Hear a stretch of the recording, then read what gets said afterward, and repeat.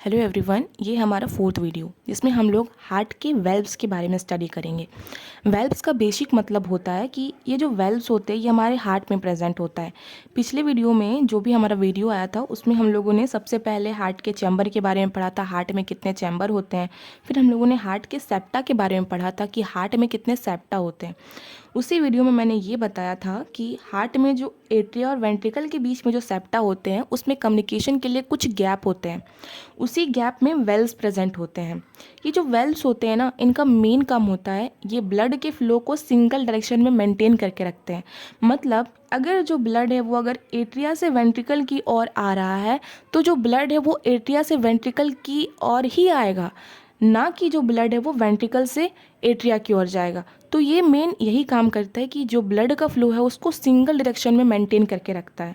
ये जो वेल्व्स होते हैं हार्ट में, ये दो तरीके के होते हैं। पहला जो वेल्व होता है वो होता है एवी वेल्व। ये जो एवी वेल्व का मतलब होता है एट्रियो वेंट्रिकुलर वेल्व। मतलब कि ये ऐसे वेल्व होते हैं जो एट्रिया और वेंट्रिकल के बीच में होते हैं। ये जो एवी वेल्व होता है ये फर्दरली दो तरीके के होते हैं। पहला जो कि राइट एट्रिया और राइट वेंट्रिकल के बीच में प्रेजेंट होता है, जिसको हम लोग ट्राइकस्पिड वेल्व बोलते हैं। ट्राइकस्पिड इसलिए बोलते हैं क्योंकि इसमें तीन कस्प होते हैं, एक कस्प, दो कस्प एंड ये ऐसे करके तीन कस्प प्रेजेंट होते हैं, इसलिए इसको हम लोग ट्राइकस्पिड वेल्व बोलते हैं। जो दूसरा होता है वो होता है लेफ्ट एट्रिया और लेफ्ट वेंट्रिकल के बीच में, जिसको हम लोग बाइकस्पिड वेल्व बोलते हैं। वो इसलिए क्योंकि इसमें ऐसे करके दो ही कस्प होते हैं और इन दोनों वेल्व का यही काम होता है कि ये जो होते हैं ना ब्लड के फ्लो को मेंटेन करके रखते हैं, कि जो ब्लड है वो एट्रिया से वेंट्रिकल की और ही मूव करे, ना कि उल्टी डायरेक्शन में मूव करे। ये ब्लड के फ्लो को सिंगल डायरेक्शन में मेंटेन करके रखते हैं। जो दूसरा तरह का वेल्व होता है वो होता है एसएल वेल्व। एसएल वेल्व को सेमिलुनार वेल्व बोलते हैं।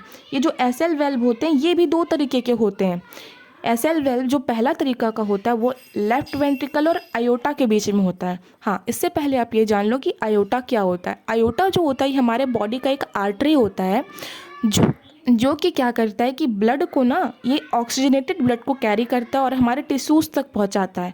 वहीं पल्मोनरी आर्टरी की बात करें तो ये जो होते हैं डीऑक्सीजनेटेड ब्लड को कैरी करते हैं, और ये जो होते हैं ना, ये जो होते हैं ये डीऑक्सीजनेटेड ब्लड को कैरी करते हैं और दोबारा से फर्दरली राइट एट्रियम तक पहुँचाते हैं। मतलब ये टिश्यूज़ तक नहीं पहुँचाते हैं, ये टिश्यूज़ से डीऑक्सीजनेटेड ब्लड को लेते हैं और ये टिश्यूज़ को ऑक्सीजनेटेड ब्लड को देते हैं।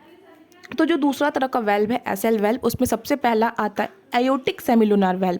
ये वाला वेल्व, ये क्या होते हैं, ये जो होते हैं ना, ये लेफ्ट वेंट्रिकल और आयोटा के बीच में प्रेजेंट होता है। इसका भी वही काम है कि ब्लड का जो फ्लो है इसको मेंटेन करते हैं कि जो ब्लड है वो लेफ्ट वेंट्रिकल से आयोटा में ही जाए।